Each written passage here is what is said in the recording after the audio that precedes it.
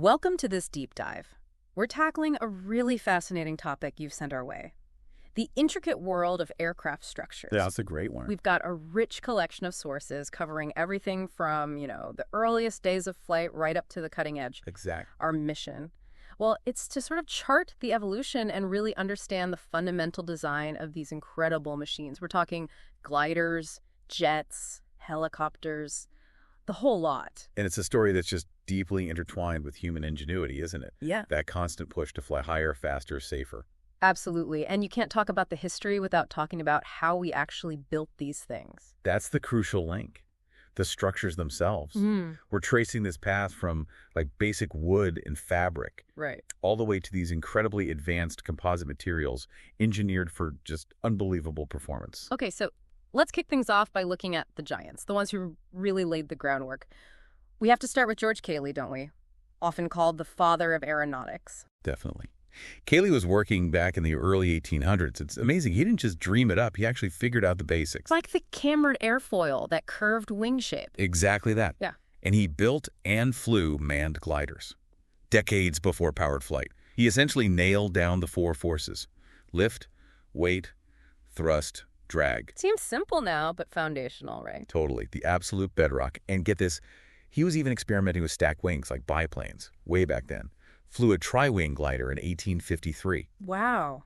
A tri-wing. Yeah. And his thinking went deeper. He was looking at stability, center of gravity, dihedral, that slight upward wing angle, and even basic rudders for control. These were the core concepts. Really setting the stage. Then later in the 1800s, you've got Otto Lilienthal. Lilienthal, the glider king. He took Cayley's ideas and just ran with them, or flew with them thousands of times. Thousands. Literally. He was meticulously studying bird wings, using vertical and horizontal fins for stability. His flights were the proof, tangible evidence that humans could fly sustainably. He moved it from theory to practice. Precisely. He gathered invaluable real-world data by actually doing it. Validated those early concepts through flight after flight. And then Octave Chanute, what was his main contribution? Chanute in the 1890s. He was an engineer, hugely passionate about flight. He compiled everything known at the time into his book, Progress in Flying Machines. Kind of like the state-of-the-art summary. Exactly, was the reference. But he wasn't just academic. He built gliders, too. And his key structural idea was using wire bracing for stacked wings. Ah, the wire bracing for strength and lightness. Yep, a critical step forward. His book and his designs were massively influential, especially for The Wright brothers. The Wright brothers, which brings us right to 1903 and the Flyer, the first successful powered, controlled flight. And its structure, still pretty basic compared to today, I imagine. Oh yeah, mostly wood, covered in fabric. A biplane, like Chanute's ideas, with spars in the wings, supported by struts and wires. It built directly on what came before. It really shows that step-by-step progress, doesn't it? Absolutely. Each innovator standing on the shoulders of the previous ones. Okay, so the Wrights proved powered flight was possible. What happened immediately after? Did designs stick closely to the Flyer? For a little while, yes. Early designs were often quite similar. Wood, fabric, wires, struts. But aviation was moving fast. So changes came quickly. Relatively.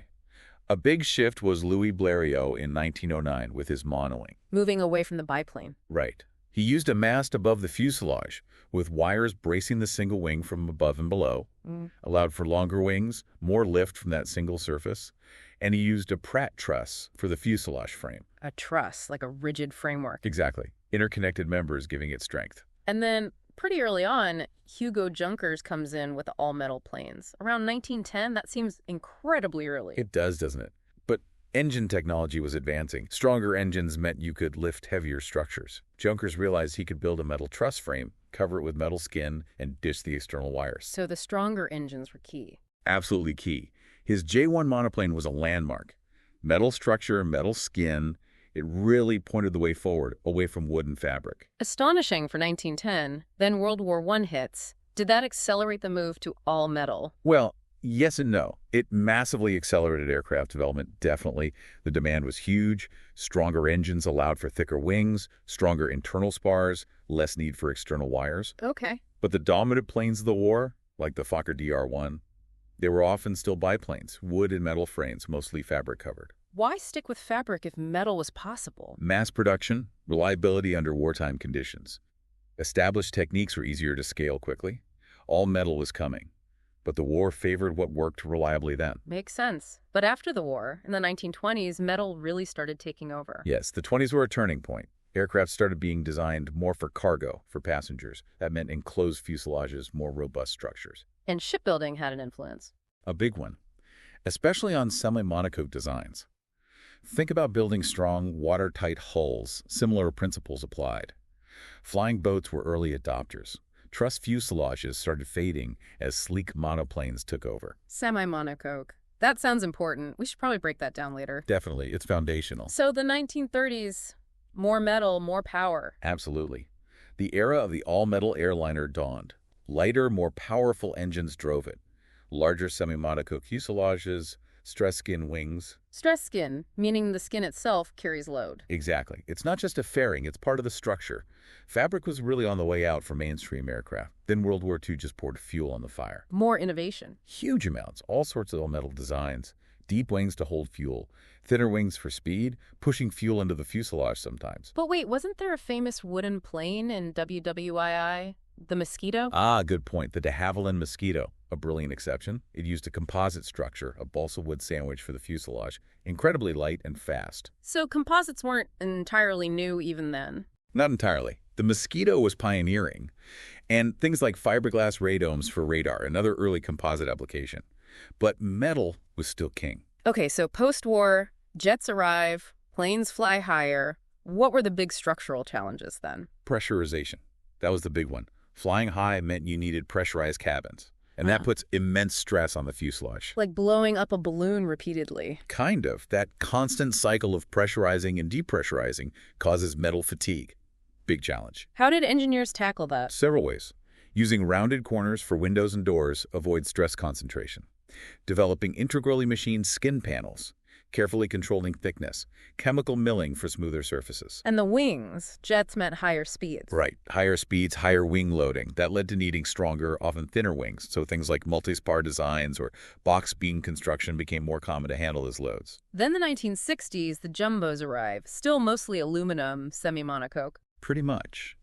But the sheer scale pushed materials science hard. Everyone was hunting for ways to save weight but maintain strength. Lighter, stronger material. Exactly. Boeing, for instance, started using honeycomb panels, an aluminum core, sometimes fiberglass skins, used for wing panels, control surfaces, floorboards, saved a lot of weight. And that leads us towards today, where composites seem much more dominant. Absolutely. Since the 70s, there's been a steady march. More honeycomb, more foam core sandwich parts, a whole range of advanced composites. Like carbon fiber? Carbon fiber is huge, yes. But other advanced materials too, engineered for specific jobs. We've shifted significantly from aluminum. Many airframes are over 50% composites now. Some even close to 100%. Yeah, especially in the very light jet category. Really makes you wonder, are traditional aluminum planes eventually going the way of wood and fabric? A provocative thought. Okay, let's shift gears a bit. Define some fundamentals. What is an aircraft, broadly speaking? Simplest terms, any machine designed for flight through the air. And the main categories. You've got airplanes, fixed wings, rotorcraft helicopters with rotating wings, gliders unpowered, and lighter than airships, balloons. Each breaks down further, of course. And for this deep dive, we're mostly focused on the airframe. Exactly. The core structure, fuselage, booms, nacelles, cowlings, fairings, wings, stabilizers, control surfaces, landing gear, all that. But not the propellers on an airplane? Generally, no. Propellers usually considered part of the power plant system. But on a helicopter, the rotors are part of the airframe. They're the lifting surfaces. Got it. So for a typical fixed-wing plane, the basic components are? Fuselage, the main body. Wings for lift. Stabilizers, the tail surfaces for stability. Flight control surfaces, rudder, elevators, ailerons, and landing gear. And helicopters? Fuselage, main rotor system, including the gearbox, usually a tail rotor, and landing gear or skids. We've touched on materials, but just to recap the range. Started with wood, fabric, moved to steel tubing, then lots of aluminum alloys. Now, increasingly advanced composites. And inside the structure, you've got things like stringers, longerons, those run lengthwise, ribs, formers, bulkheads they run across, giving shape. The wing spar, that's the big one in the wing. Then the skin holds it all together, joined by rivets, bolts, bonding, welding, lots of methods. Okay. Now, a critical concept, stress. What do we mean by stress in this context? Stress is the internal resistance of the material to an external force trying to deform it. Strain is the deformation itself. Understanding stress is everything in aircraft design. Every part has to handle the load safely. And there are different types of stress, 5 main ones. That's right. First, tension pulling apart, like the engine pulling forward against air resistance. Okay. Second, compression, pushing or squeezing, trying to shorten apart. Right. Third, torsion twisting. Think about the engine twisting the propeller shaft. Hmm. Fourth, shear forces, trying to make layers slide past each other, Right. like the force on rivets holding 2 plates being pulled apart. I see. And fifth, bending, which is actually a combination of tension on one side of the part and compression on the other. So structural parts are designed mainly for tension and compression, not bending. Ideally, yes. Engineers try to design things so loads run along the length of a member end loads. It's generally more efficient structurally than designing for side loads, which cause bending. The whole airframe works together to distribute loads. And technicians need to understand this for repairs. Absolutely. A bad repair can introduce stresses the part wasn't designed for. But remember, some parts, like cowlings or fairings, are more about aerodynamics than pure strength. Got it. Okay, let's dive deeper into components. The fuselage main body holds everything. What are the main construction types? 2 main families, truss and monocoque. Truss we mentioned, like a framework, often fabric covered. Exactly. A rigid frame, usually steel or aluminum tubes, arranged in triangles for strength. The fabric skin is mostly for shape. And monocoque sounds like single shell. That's the literal meaning. A true monocoque relies almost entirely on the strength of its outer skin. It has internal formers or bulkheads just to keep the shape. But getting strength without too much weight is tricky. Very tricky with pure monocoque, which leads to the most common type today, semi-monocoque. A hybrid approach. Right. It's got the skin-carrying load, like monocoque, but it's reinforced by a framework inside.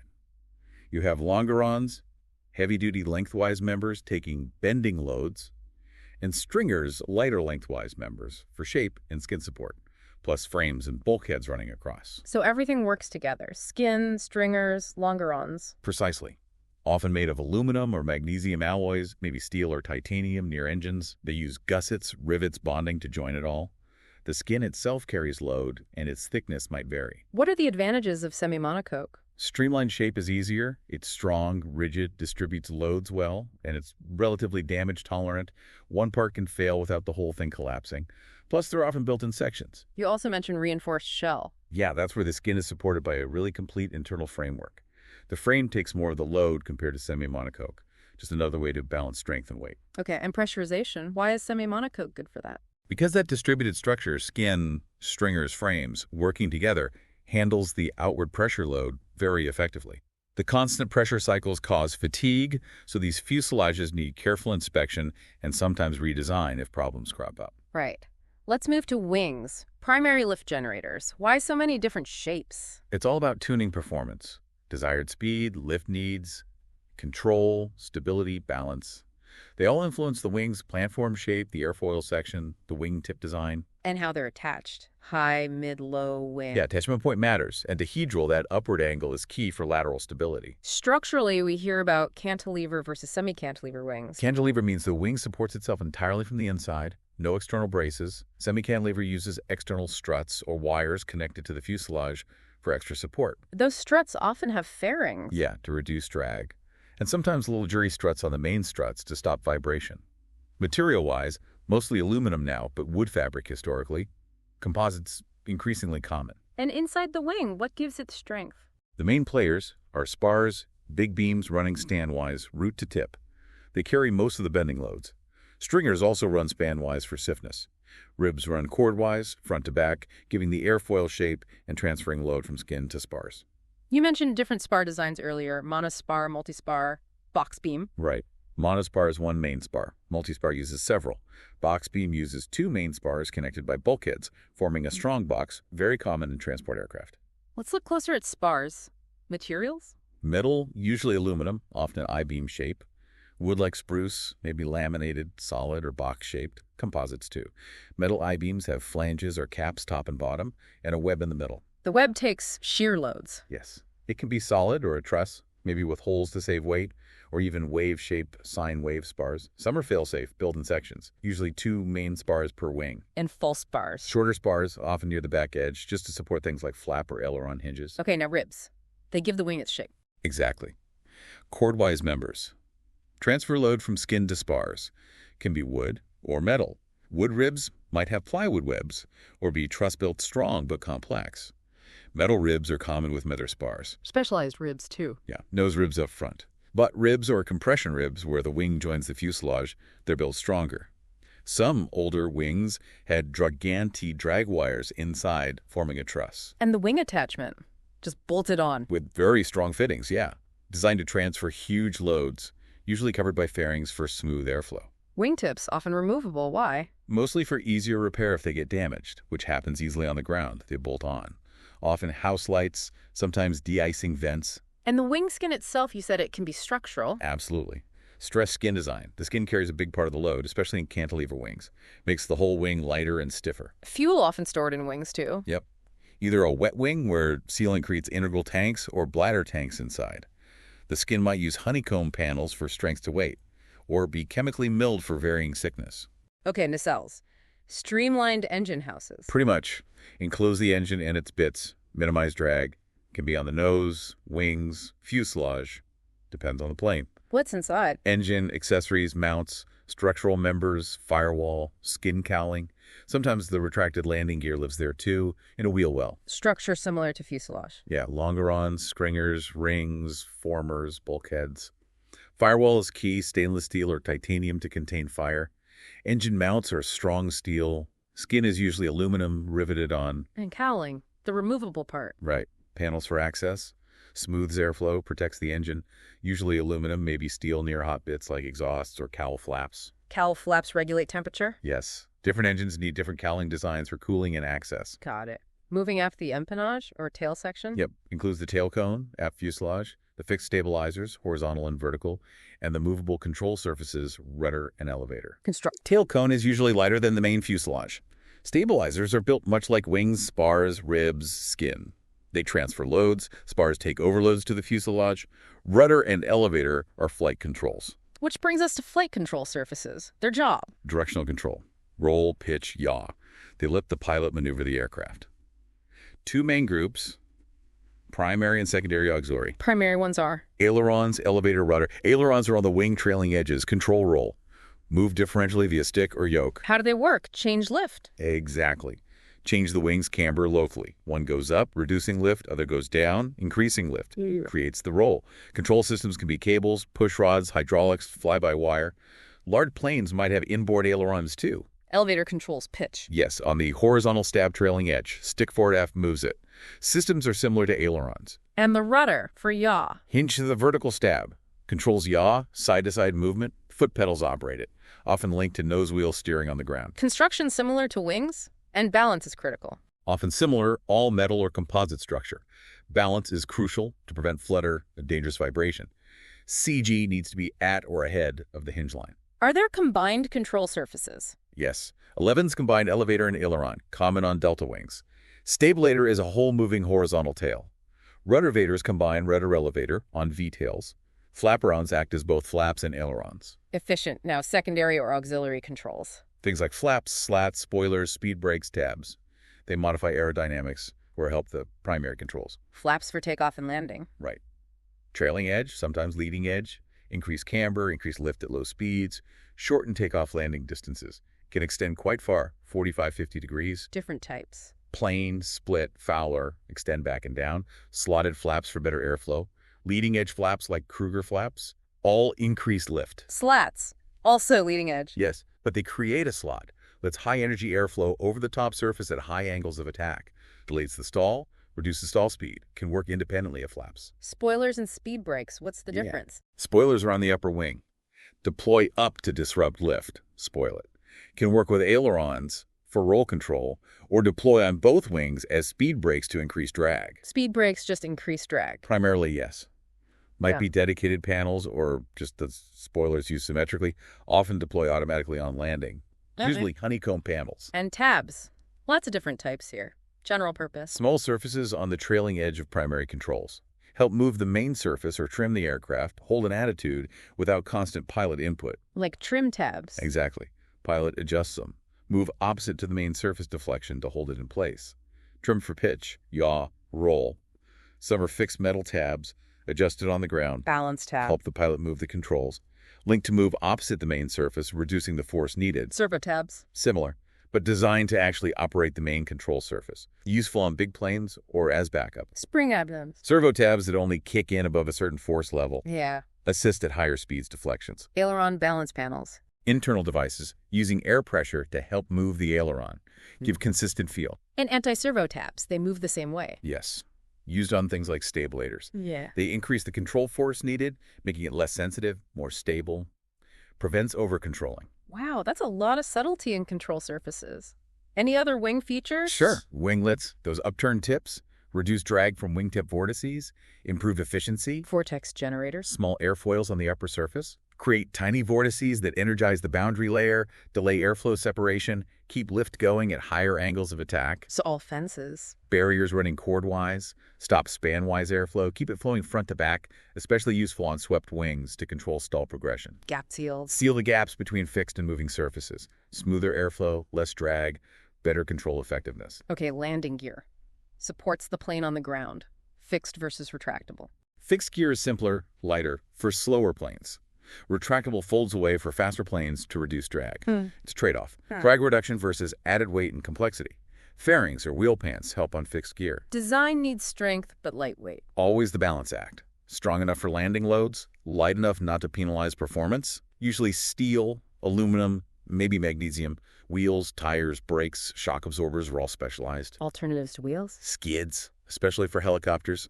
Pontoons or floats for water operations add drag but necessary. Skis for snow and ice. Amphibious planes, land and water. Yep.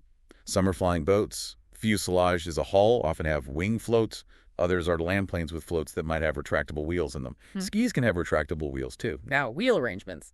Tail wheel versus tricycle. Tail wheel or conventional gear. Two main wheels ahead of the center of gravity. Yeah. CG. Small wheel at the back. Sits nose up on the ground. Right. Good prop clearance, good on rough fields. But visibility can be poor on the ground. And they're prone to ground looping swapping ends because the CG is behind the main wheels. Still used for aerobatics, crop dusters, bush planes. Tricycle gear. Most common now. Two main wheels behind the CG, nose wheel at the front. Sits level, good visibility. CG is ahead of main wheels, so ground loops are rare. Nose wheel steering via pedals or tiller. Used on almost everything from light planes to jumbos. Okay, maintenance. Obviously critical. Absolute crucial, no shortcuts. Technicians follow manufacturers' manuals and regulations to the letter. Manuals are key. Essential. Maintenance manuals, structural repair manuals, overhaul manuals, wiring diagrams. Plus things like the type certificate data sheet. Increasingly electronic now, using the right tools is vital too. Wrong tool, potential failure. Standard procedures exist. Yes, like FAA advisory circulars for general guidance if manufacturer info is missing. But manufacturer always wins if there's a conflict. And documentation. Logbooks. Every single action must be logged. Aircraft logbook, engine logs, propeller logs. Huge electronic systems for airliners. Accurate records are non-negotiable for safety and legality. How do you find things on such complex machines? Location systems. Yes, standardized systems. Most common is station marking. Yeah. Fuselage stations, FS or BS, measured in inches from a datum near the nose. Okay. Buttock lines, BL, measure left-right from the center line.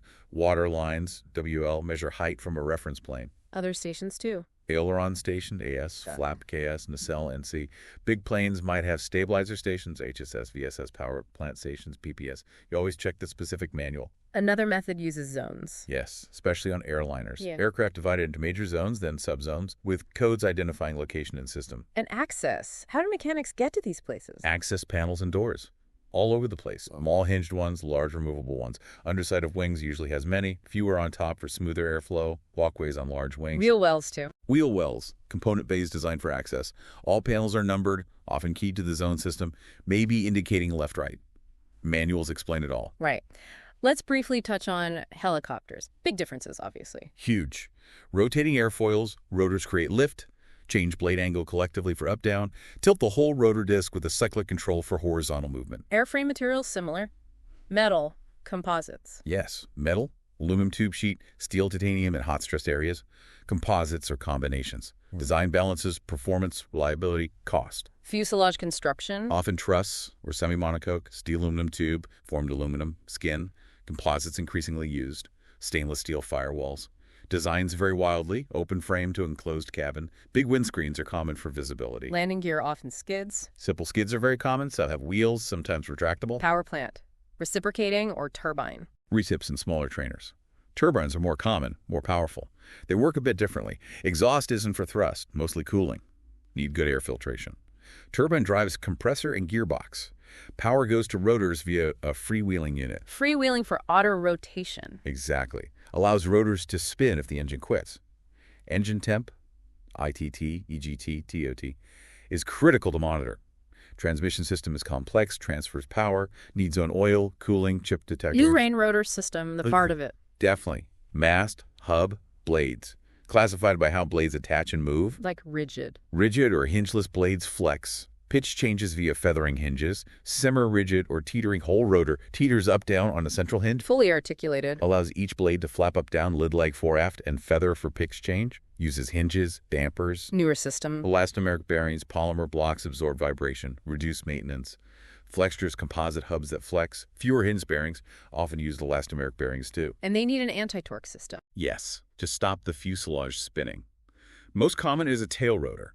Pilot uses pedals to change its pitch, controlling yaw. Alternatives. Fenestron, a ducted fan on the tail fin, safer on the ground. No tar. No tail rotor uses fan in tail boom, vents air through slots, Coanda effect, and an aft nozzle. Helicopter controls are different too. Totally.